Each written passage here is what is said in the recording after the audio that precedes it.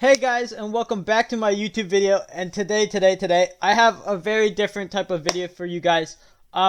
So instead of the normal like legal content I usually pump out on a day-to-day basis, not day-to-day basis, but whenever I get the chance, I wanted to do something different.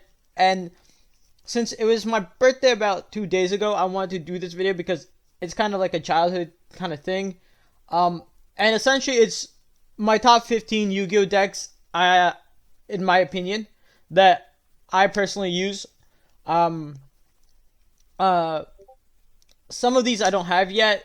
Others I have constructed from the ground up, and some of them I just don't have, or I wish I could have and I could build, but they are way too expensive to even get in the on the market at this time. So I figured I would just make a list of the top 15 and essentially talk you guys through it and get your opinions on what you guys think is the best. Of course, if you guys think like one is better than the other, you can. That's just your thing. This is my opinion though, so please don't come after me for this. And yeah, so without further ado, let's get into the top 15 Yu-Gi-Oh decks in my opinion that I personally use. Right. So starting off with number 15 is obviously an Aqua or Sea Serpent or anything, any like water related deck in a sense, right? Personally, from what I have seen from the games, the shows, and from a deck I have loved a lot recently is the water type deck, which is basically, if you guys ever seen Yu-Gi-Oh! Zexal or Zeal as it's pronounced, you would know that one of the characters' name is Reginald Shark Castle, who uses essentially a shark based deck, or Aqua slash Sea Serpent type deck, but it's all based around sharks. And in this case, the reason I like this type of water deck, or this type of type specifically, is because another deck that comes along this time around was released as a structured deck was the Ice Barriers, and I have a huge fondant for it. It's really good. I personally am going mental over it. And in my opinion, it's just insane all around. Well, leaving the shark deck aside, of course, you can summon another shark monster using the shark monster already summoned. It's just normal summoning abilities. With the Ice Barrier, it's kind of different, right? With the Ice Barrier, it's mostly focused on synchros, but with the kicker is that you can summon things from the graveyard, banish something that without having to sacrifice a card from your hand. I won't give out any names, but you guys can figure out the Ice Bear decks, of course. And one of my favorite trap cards is Terror of Trishula. Basically, based on the number of synchro monsters you have of Trishula, or not Trishula, of Ice Barriers, an ability will activate. So if you have one synchro monster, the first ability will activate. If you have one or more, the first and this, I think the second ability will activate. And if you have three or more, the third one will activate. And I'm pretty sure it's like really nice because if you throw in like, aside from like the normal like Ice Barriers, you throw in like a couple other water monsters that will like go through the graveyard or like allow it for a comeback. It works. The other one I love is Freezing Chains of the Ice Bearer.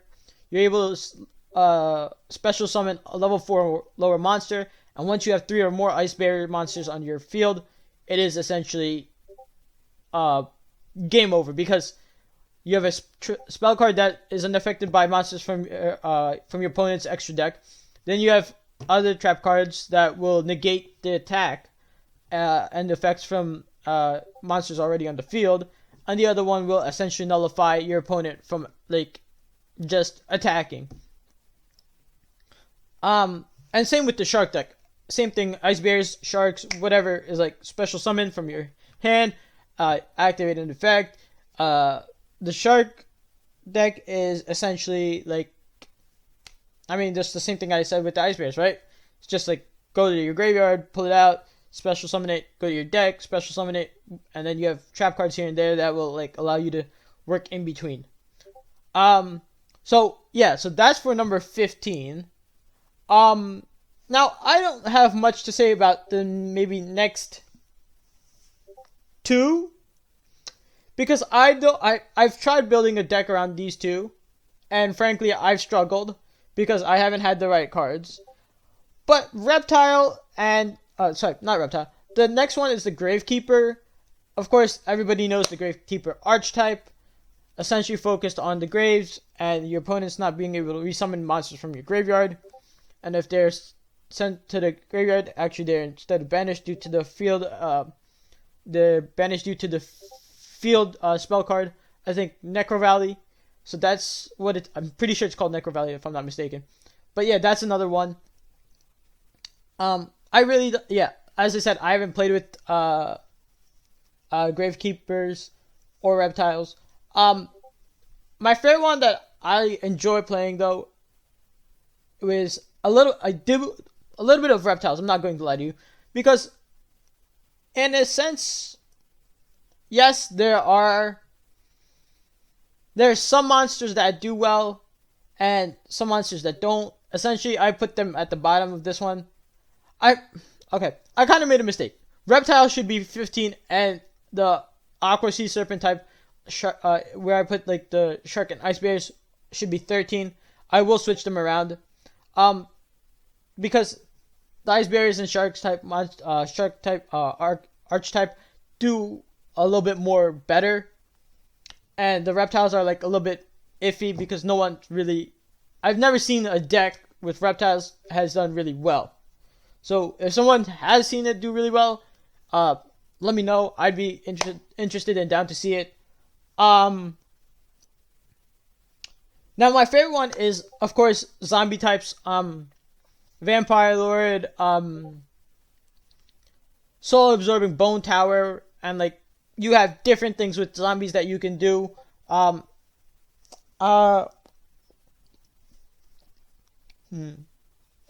trying to think of the zombie decks that there's also a zombie.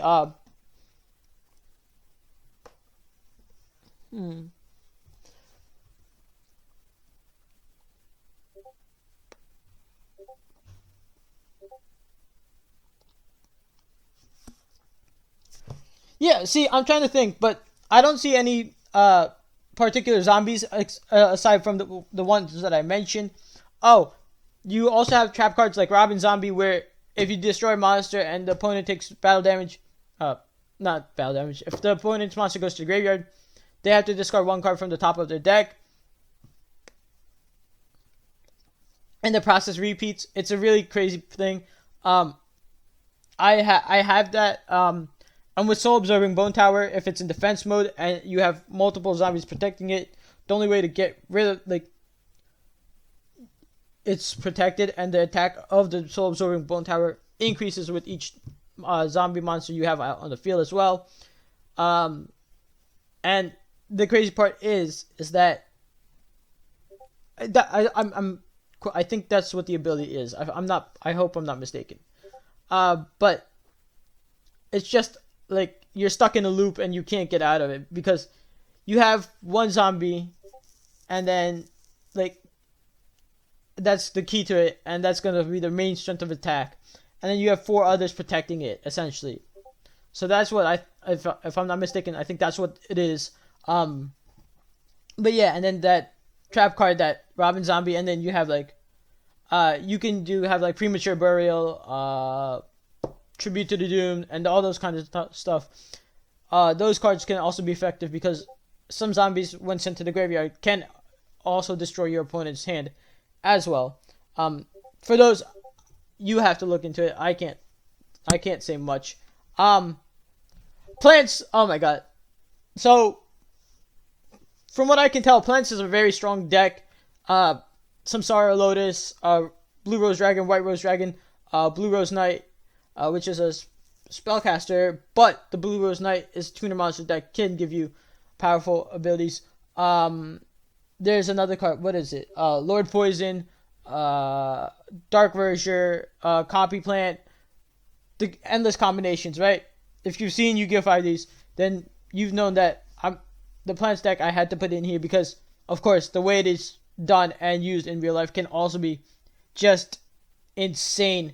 And when Akiza did duel using her deck, it was phenomenal, right? Just undeniable, right? Can't say anything about it. Yeah, so now that we've gotten to the top 10 here, because I had to reverse the order for number 13 and 15.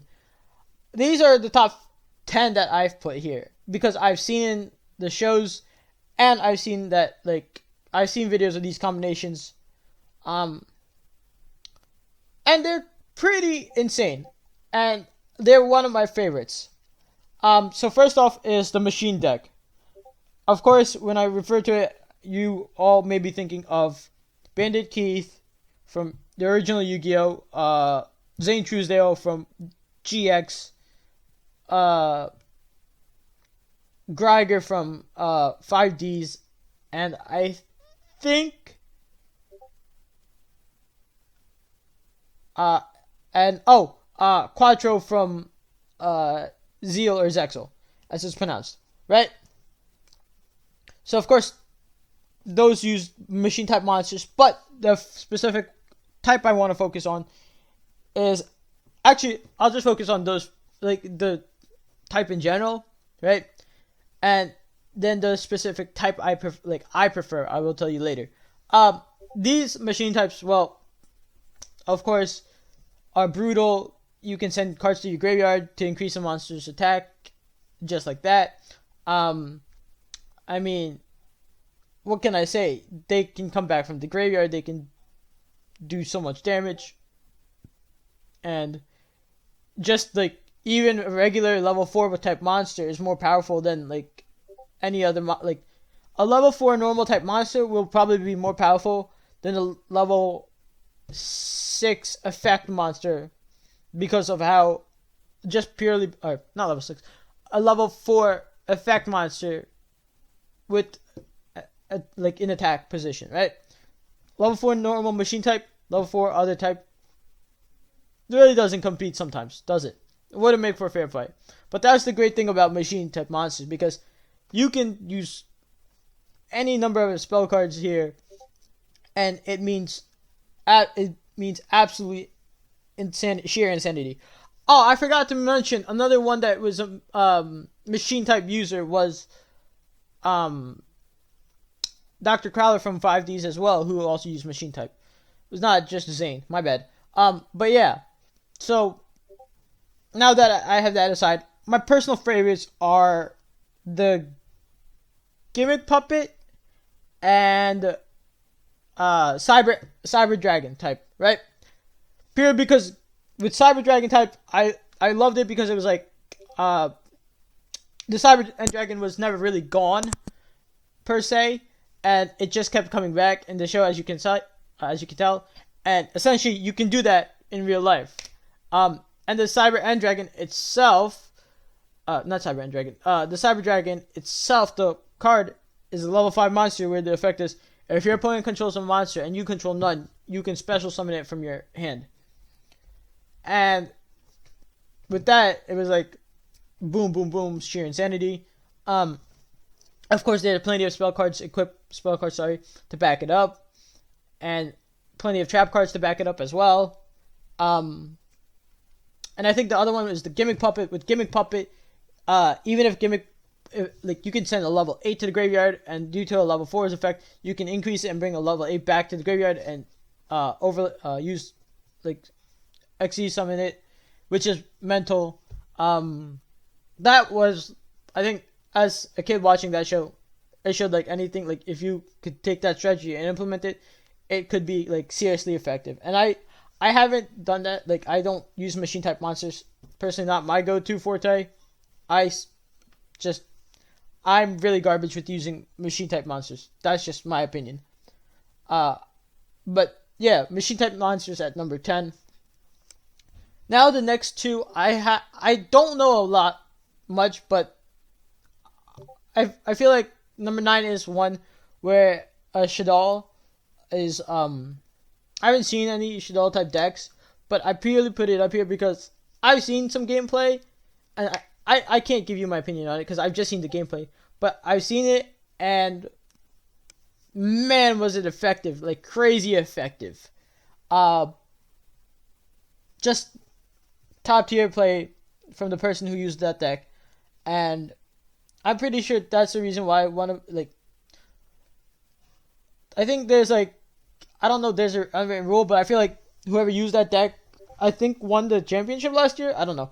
I think I'm making that up, but it was like a pretty effective deck, and then they made it into like a structured deck or not structured deck, but I think like a deck just for collectors, right? Okay, so number 8 is the Nordic deck. Now, the Nordic deck is kind of one of my favorites. If you watch Yu-Gi-Oh! 5Ds, where Team 5Ds, you say Jack and Crow battle it with Haldor, Broder, and Draven, I think. And the insane part about it is that deck was like ridiculous because you could bring back the gods back from the graveyard each time, and like I think there was a trap card. Then there was Fenrir the Wolf, and then another monster that when it was your turn, at the end of your turn, Fenrir switches all monsters to attack mode, and then the monster that was in defense mode gets switched to attack mode, and you take the defense points as damage, which was really insane. But the big three of the Nordic deck is that you have Thor, Loki, and Odin, which are essentially the powerhouses, and their abilities allow you to return a card on your opponent's field, destroy one card from your draw one card, and add a trap card to your hand. And then, of course, with Odin's Eye and Gjallarhorn, I think Gjallarhorn is actually a card you can get. It's mental. Like the deck that you can actually build from it is on another level. Like, you have to have like some other like another deck that will completely counter it down the line, but because it's just based on synchro summoning. If you can stop the synchro summoning of the gods, you have like a 60-40 shot of winning the game. So yeah, that's what my two opinions are on number 9 and 8, which is Shaddoll, and Nordic, which is number 8.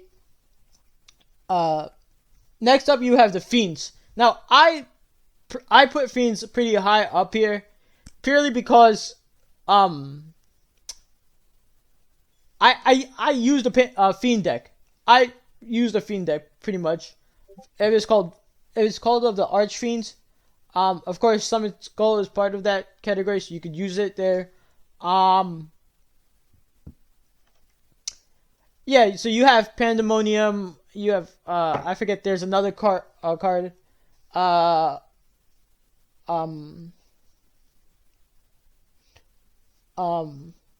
Pandemonium. There was another card I'm forgetting.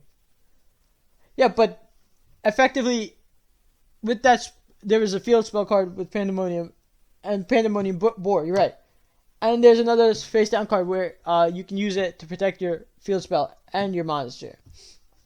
And there are 2 cards you can use to protect the monster and the field spell. But that's beside the point. So with the field spell, effectively, when you have a Archfiend on your side of the field, you don't have to pay any life points to use the during your standby phase, and you can use the abilities freely, which is really great on that end. And yeah, the specific type I like to use though, besides the Archfiend, is the Infernity. As you've seen from the 5D, of course, the user was Callan Kessler, and Infernity is pretty much just using a handless combo and just destroying your opponent's deck without having any cards in your hand, which I found really crazy. And if you've played the game Duel Links, you could also do that. And then pretty much, yeah, it's just pretty much easy. So that was for number 7. Number 6 is a Dragons deck. Now, y'all thinking like, oh, Dragons, of course they're going to be high and mighty powerful than the machine. So why is it like at the bottom of this part? Well, the reason I put Dragons here is purely because, of course, this is a deck I built for my younger brother back then when we used to play a lot, and I still have it to this day. That it was consisted of the Lord of D cards, plenty of spell cards, and plenty of trap cards to change the monsters. Now all that was missing was to find a 5-headed dragon fusion monster where I could essentially just, it would be an insane thing to pull off. Yes, I'm missing the 5-headed dragon and I'm missing polymerization, but that's besides the point. The reason I enjoyed this is because there are 2 ways. Like you can summon Blue Eyes, you can summon Red Eyes, and the spell cards each of them have is like heavy damage, right? Like unless you can do something about the effect damage, you're still gonna get hit, like with a hefty price, and that's even before you gotta worry before the duel kicks off, because another card that is very hidden OP is Spirit Ryu, where you can discard any number of dragon types from your hand. Well, you summon it, discard any number of dragons from your hand, and increase that monster's level by 1,000 for each dragon you have discarded. So that is powerful in its own right. Now, to get to that is just even harder. And I think, yeah, I mean, that's all I have to say about that one. That is too godlike. And that's all I can say for that one. Because it's powerful, it's strong, and the effect damage that comes with those monsters is, like, unbeatable. There's also a card that I have, which is a backup hidden OP to the Spirit Ryu. But that's a card I won't divulge because it's a little bit of a juicy detail. And that's for me to know and you guys to find out if you ever want to challenge me for that one. The next 5 are personally what I like to call,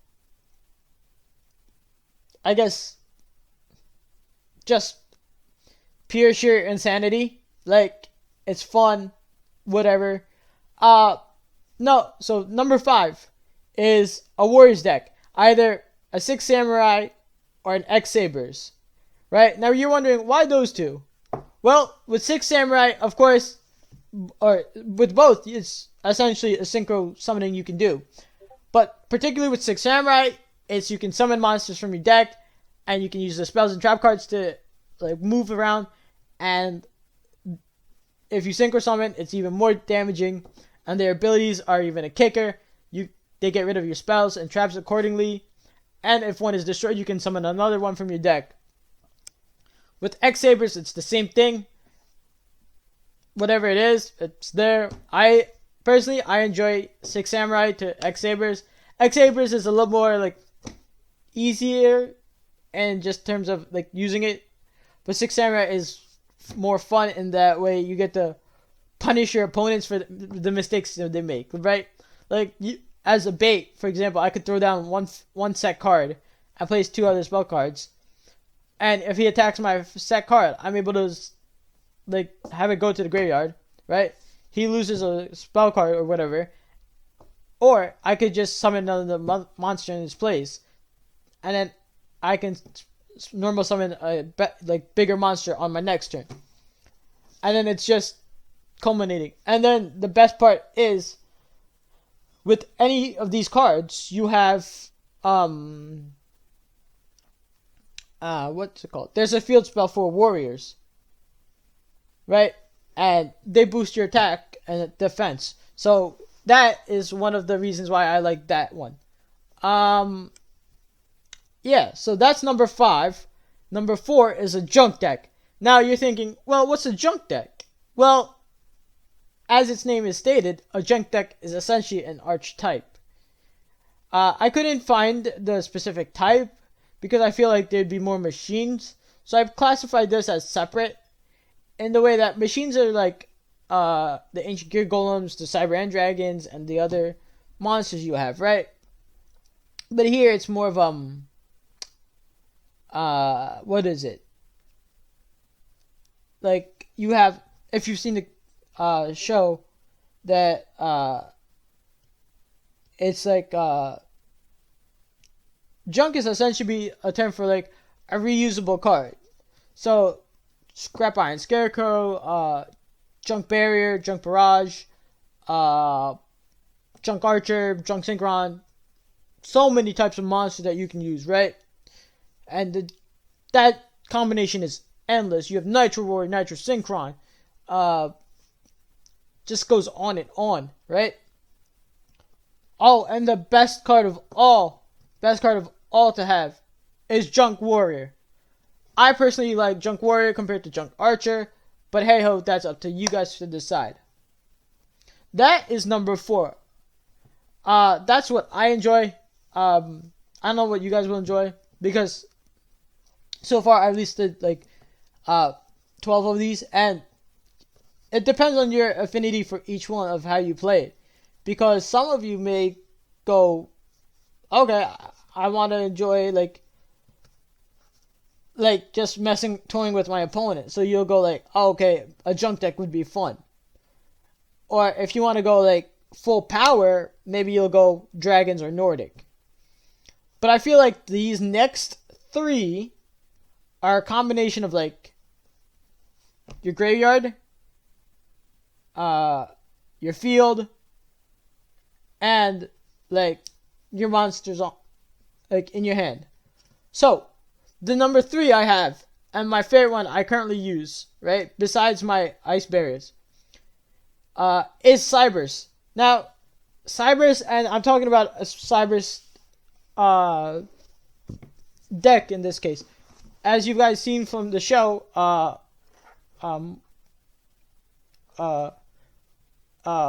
Yu-Gi-Oh! Vrains, that the protagonist uses a Cyberse deck.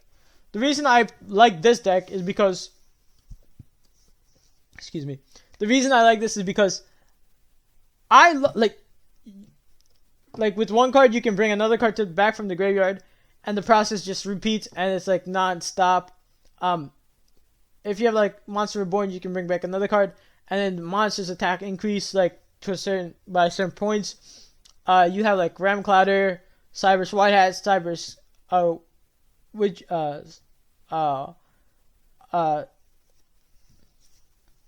what was it? Not Cyberse. It's a Cyber White Hat. You have like Widget Kid, Backup Secretary, Cleant, Bitron, Leotron, all these Cyberse monsters, and they're just like insane at what they can do, right? Because if you have a type, if you have 2 of the same type, which is Excarian Universe and Beast King Barbaros, you're able to summon Cyber White Hat, which says like 2 or monsters. You can use it to special summon this card, right? And it's just mental, right? And if you have Backup Secretary and like say Leotron, well, you can summon Cleant and Cyber White Hat. Cyberse White Hat? Cyber White Hat? I don't know how it's said. But yeah. And then of course with the Link summoning, it's insane, right? That's why I like that one. That's why I placed that at number 3. Number 2 is Spellcasters. I mean, what do I need to say about Spellcasters? It speaks for itself, doesn't it? The OG Dark Magician, the OG Dark Magician Girl, what is it? Magician's Rod, uh, Dark Magician Knight, oh, Magician of Chaos, and those ritual monsters. Yeah, those you can use spell counters, and then get rid of those spell counters in order to summon a monster from your hand, and that possibility is endless. And of course, with Yami, the field spell card, it gives your spellcasters a bonus in attack points. What can I say about that? Just phenomenal all around. I like that deck. I personally use it in the game and in real life. There's one more thing I'm forgetting. But I'll remember it down the line. Yeah, but of course, all of these decks can use a field spell, right? Like to boost the advantage. Now the number one, that was number two, the Spellcasters. The number one deck I prefer to use, and which sadly I don't have, and it bothers me that I don't have this, is a Winged Beast deck. Now, you may be thinking, well, of course he's talking about Blackwings. And yes, you are correct. But it is not only just Blackwings, because I also prefer using Harpies. The Harpy Ladies, right? And of course, with the Harpy Ladies, you must have three of one kind, which is kind of annoying because then it becomes like a Harpy Lady on the field or on the graveyard. And but like, it doesn't make sense, right? Like, you have Harpy Enchanter, Harpy Perfumer, like that kind of stuff. So, the kicker to this is that it's the way the abilities work. Now, apart from Harpy Ladies, I prefer Blackwings in my, I prefer to go with a Blackwing. And as you know, Crow Hogan and My Valentine, both in Yu-Gi-Oh, use Winged Beasts. So, of course, the OGs will prefer Harpy Ladies, and some of you will prefer Blackwings because of their abilities. But my go-to is the Blackwings, specifically because of their ability to summon each other from the hand, especially summon each other from the hand, and you're able to bring them back, or you're able to use one of the abilities, which is a Blackwing Vayu Emblem of Honor's ability, which allows you to synchro summon from the grave by removing 2 cards from your graveyard, or 2 or more cards from your graveyard for that monster. And of course, you can't mention Blackwing deck without Blackwing Obsidian Hawk Joe,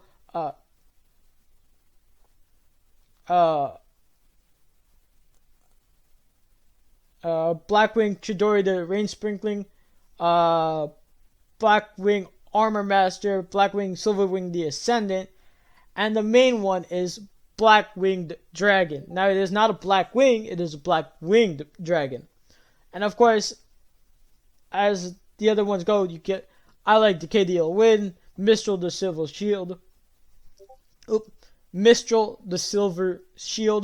Blackwing Gale the Whirlwind, Sirocco the Dawn, Chris the Crack of Dawn, what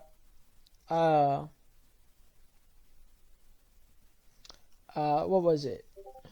Blackwing Elf and the Raven, Blackwing Boar the Spear, Zephyros the Elite, Shore the Blue Flame, and I could go on and on. And then you have Hand Trap.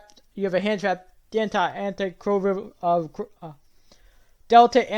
Reverse, I think is what it's called. And just Blackwing spells and traps, right? It's just unbeatable. And if you throw in a field spell card, which normally is Harpy's Hunting Ground, but you use it for the Blackwing deck, well, that makes the Blackwing deck essentially unbeatable. In the scheme of that, say you take Decay the Ill Wind and Kalima the Haze, you're able to tune those two and send those two to the graveyard in order to summon Blackwing Dragon. Now, at the end of the turn, you'll take 1,000 points of damage, but due to Blackwing Dragon's ability, you're able to negate that ability and take just 700, put a counter on Blackwing Dragon, and have it lose 700 attack. The other case is you can synchro summon 2 of those monsters, right? And say I don't know, Breeze the Zephyr and Zephyr's the Elite, and you're able to summon Chidori the Rain Sprinkling. And once that is done, right? Say you also lose Chidori the Rain Sprinkling, and you lose your face down, which happens just to be Vayu Emblem of Honor. Well, you can get not Emblem of Honor. What was it?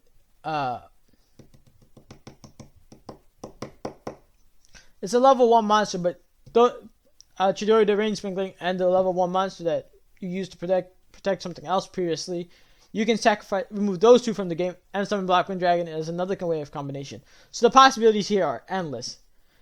So that's what I wish I had. Right now I just have a Cyberse and an Ice Barrier deck, which is really crazy, and I do enjoy it. And apart from that, I mean, that's the top 15 Yu-Gi-Oh decks in my opinion. Let me know. I did mess up the order.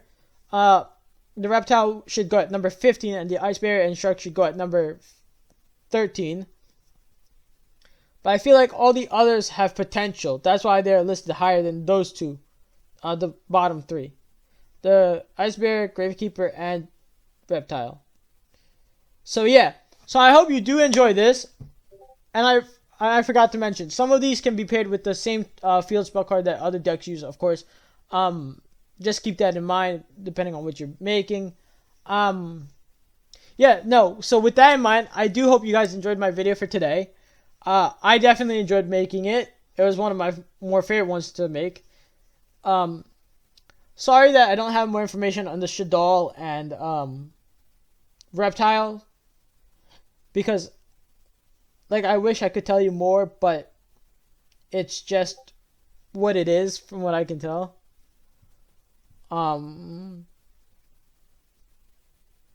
Yeah, I wish I could also tell you more on the Nordic. I mean, Nordic is pretty much simple. Like, it's just based around the 3 Nordic gods.